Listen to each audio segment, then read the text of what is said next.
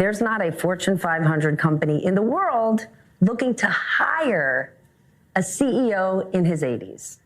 So why would an 82-year-old Joe Biden be the right person for the most important job in the world? Because I've acquired a hell of a lot of wisdom. I know more than the vast majority of people. I'm more experienced than anybody's ever run for the office. And I think I've proven myself to be honorable as well as also effective.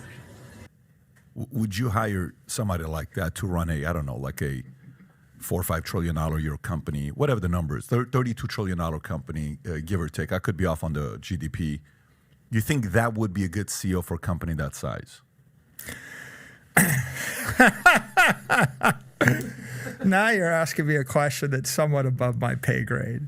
Today's video is from an interview Michael Saylor gave on the Patrick Bet David podcast in May of 2023. I listen to long-form interviews and pull out what I think are the most interesting concepts to save you time. I want to help people understand Bitcoin, myself included. I'm not telling you what to do, I just want to help spread the word. In today's clip, Michael explains his belief that gold is being demonetized by Bitcoin and gives you a brief history of fractional reserve banking and, of course, explores the benefits of Bitcoin.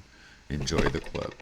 Gold, on the other hand, there were certain markers you looked at. Hey, inflation is up. Hey, interest rates are going up. Hey, we're printing money. Hey, they're printing more money. Hey, they're sending more money out. Gold would typically, there would be a reaction to it, right? Now, that is more of a reaction towards crypto and Bitcoin, where it's no longer the reaction towards gold. Why do you think that's happened to gold?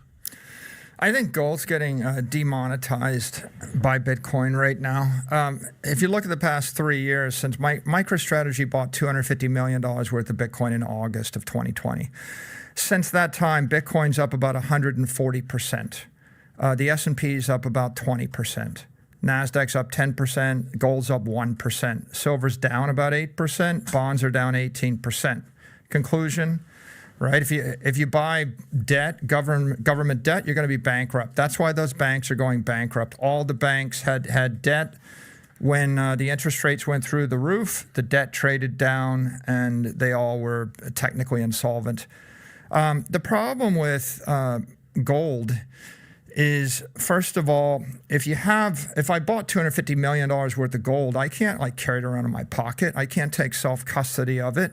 I can't move it anywhere. I can't transfer it to a counterparty. And so that means I have to put it in a bank. There's only a handful of banks in the world that custody it. And the banks rehypothecate the gold. So that means that if you wanted to sell $250 million of gold, the bank will sell your gold. If you want to buy it, they'll sell you paper, and the paper gold isn't backed by the actual gold. So you have fractional reserve banking of gold, right? You don't want to own an asset where the bank can sell 100x more of that asset than they own.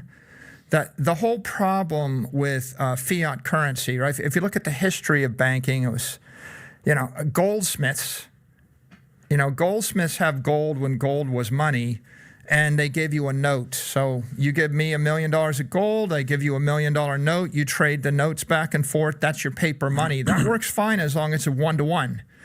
But then the guy that's the goldsmith says, holy crap, I actually can give him $1 million note, and he thinks that I've got $1 million of gold backing it, and now there's $2 million in the system. And then I give him $1 million, and now there's $3 million in the system. Now there's 3 times as much money. There's one stack of gold worth $1 million.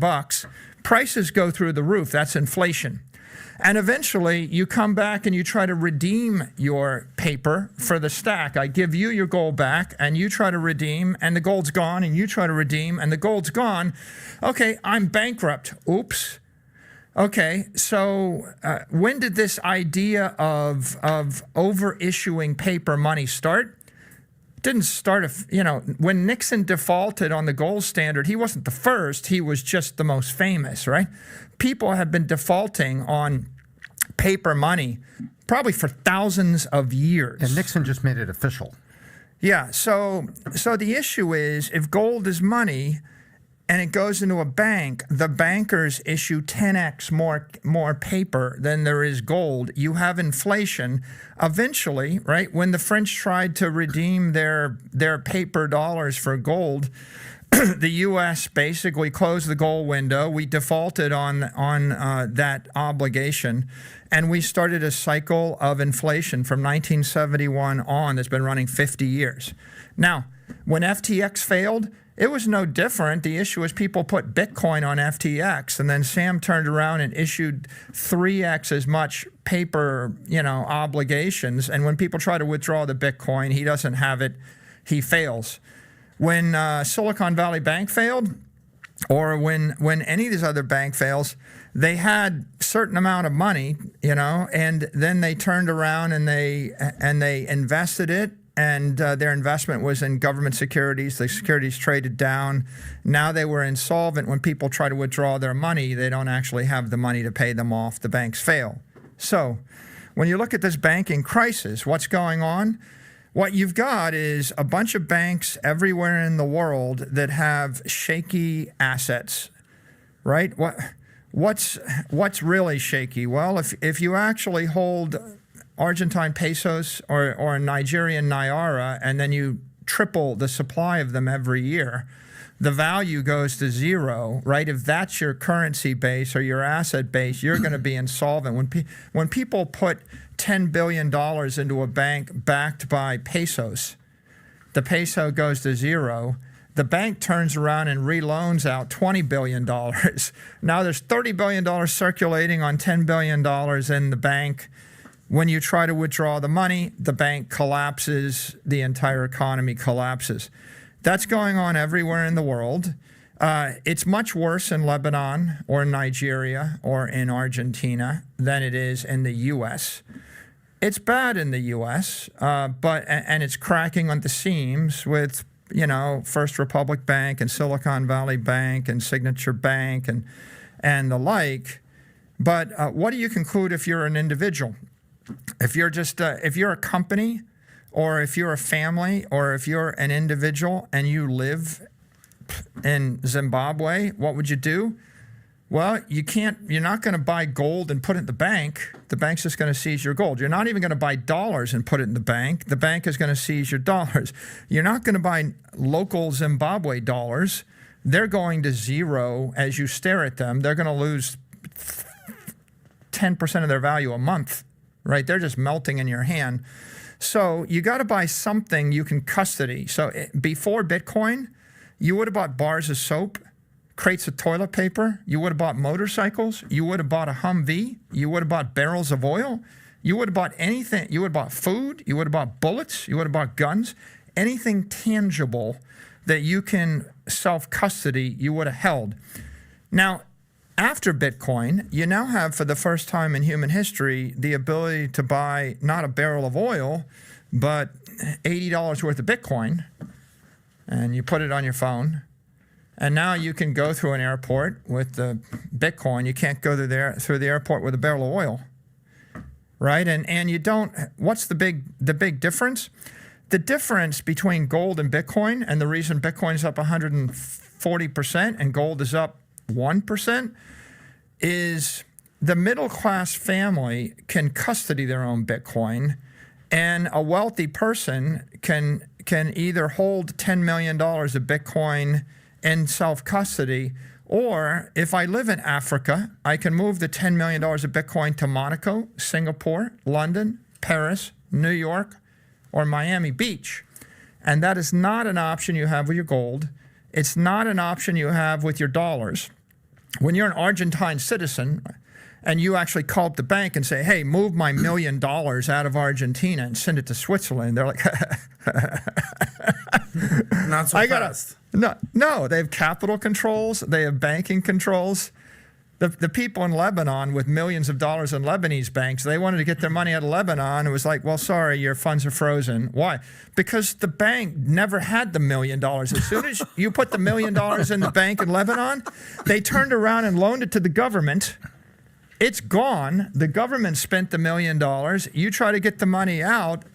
The bank closes its doors, right? Is that illegal? No, because the guy that runs the government passed a law declaring a bank holiday for the good of the country, saying that we can't allow you to redeem your dollars. So the bottom line is, if you're trying to use money that requires banks, you can't trust the banks, right? You certainly can't trust the banks in Africa and South America and most of Asia. It used to be Americans thought they could trust American banks. Now they're realizing that they can't trust American banks. So the first order impact of the banking crisis is people think, well, maybe the money I had in the bank's going away, and so I ought to put it in a bank in cyberspace that isn't controlled by the government or by the bankers, and that's Bitcoin. The second order impact is the solution to the banking crisis is print more dollars. And if you print more dollars, the actual monetary inflation rate goes 10%, 15%, 20%. So you think, why do you think those bonds crashed? Because they're actually claims on dollars. Do you really want to hold $1 billion of Zimbabwe dollars? What if I offered you 10 billion Zimbabwe dollars? I mean, the answer is it's going to a nickel, okay? So if the paper currency keeps crashing, then you can't own anything that's currency related. You can't own a currency derivative. You need to own something that politicians can't print more of. Okay, well, that's oil, that's land. But the problem is, try hauling 100,000 barrels of oil from where you are to London, where you want to be. How are you going to do that? I'll give you $1 billion of land in Central Africa, and then someone takes over with machine guns and declares that everyone with large amounts of land now loses it.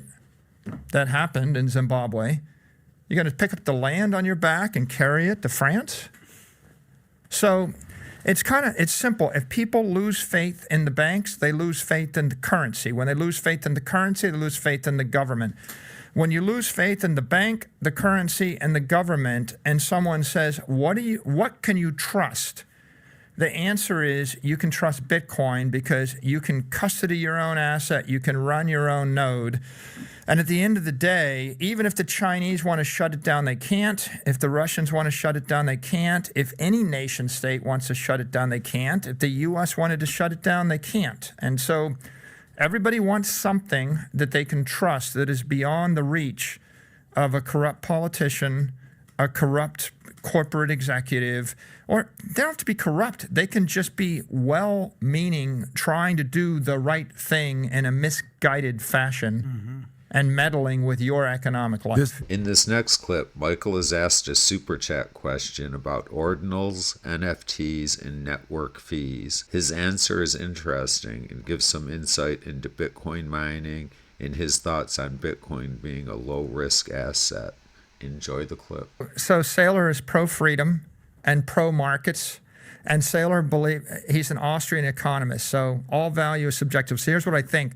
I think everybody should be able to launch whatever business they want to launch. And I think everybody should be able to pursue their happiness however they want. And I think that lots of people will create lots of things that won't work. So I'm not going to give you a recommendation of stocks, because some businesses will work, some won't, and some stocks you will buy too high and some you will not, and I don't want to be on the hook for 10,000 stocks. I'm not going to tell you how to gamble, but I'm not going to tell you not to. I'm not going to give you a recommendation for a private business. You want to collect art? I'm not going to tell you not to. I'm just not going to tell you which piece of art to buy to make money.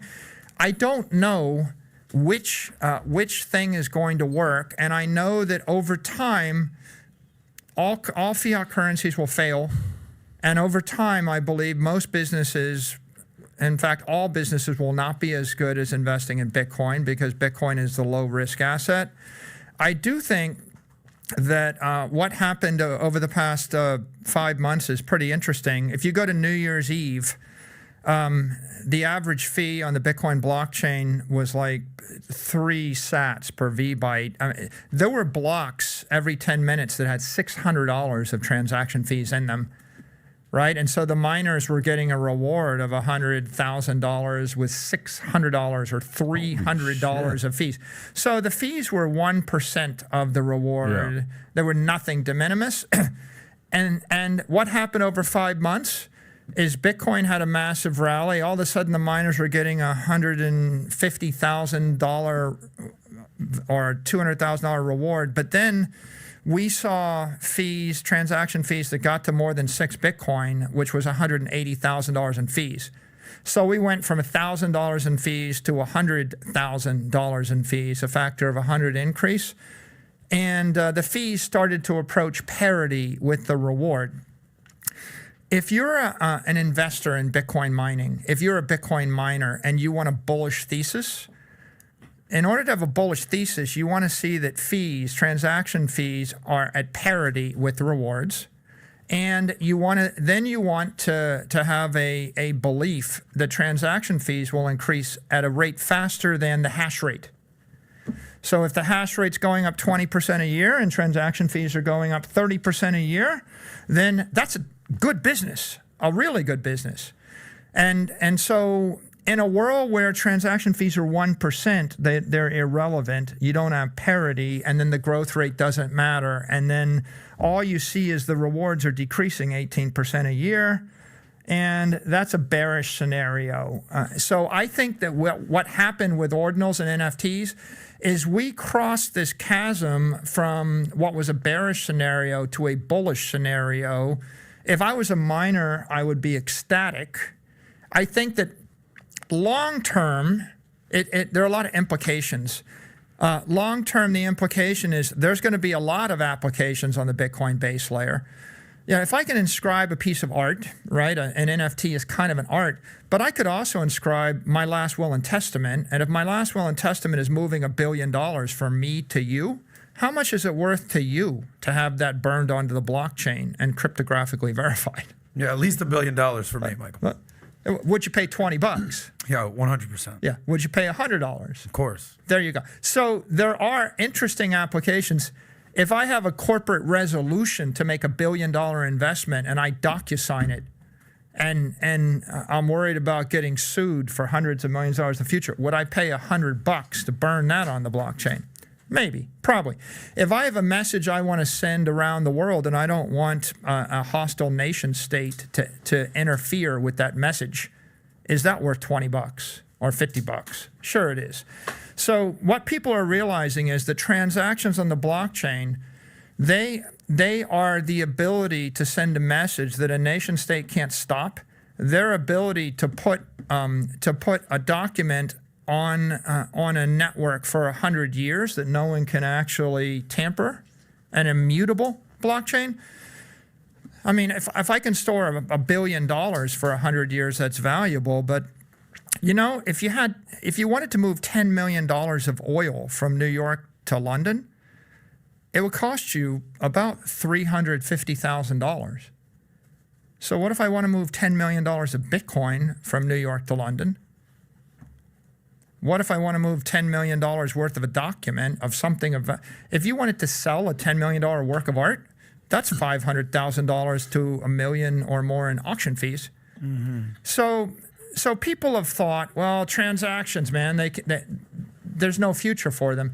But I actually am of the opinion that transactions at $1 or $2 a transaction, they're very undervalued. This is the most valuable, most tamper-proof, immutable, secure transaction network in the world. If I gave you $100 billion and I said attack the network, you couldn't do it.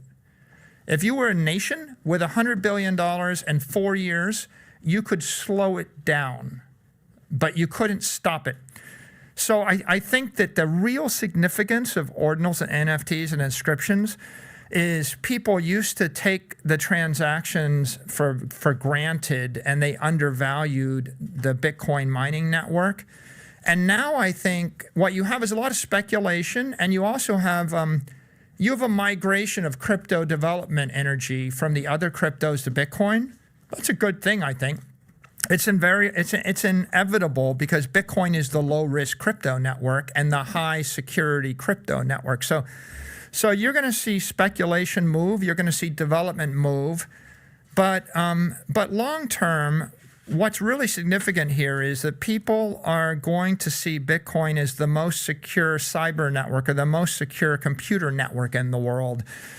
And if I told you I'm going to burn a document and I want it to stay immutable for 100 years, and I don't want any hostile corporation or nation state or actor to be able to tamper with it or stop it, and in 100 years I want to prove that that's my document. You know, Satoshi could sign a digital document. He could sign a message today and prove that he owns $30 billion of Bitcoin, and he could do it in a split second. That's the power of the Bitcoin network, and that has been under-realized. It's underestimated. So I think that what's going to go right now is it's going to be a lot of excitement, but ultimately the ethically sound, technically sound, economically sound future is for people to realize that Bitcoin is this immutable, incorruptible, non-sovereign computer network, and it's going to protect your money, but it's also going to protect your integrity, and people are going to pay money for truth on that network, and that's what's going to finance those miners. And when you look at all those miners running in Texas, you're saying, what are they doing? They're protecting the integrity of Western civilization, they're protecting the integrity of the human race for the next 1,000 years.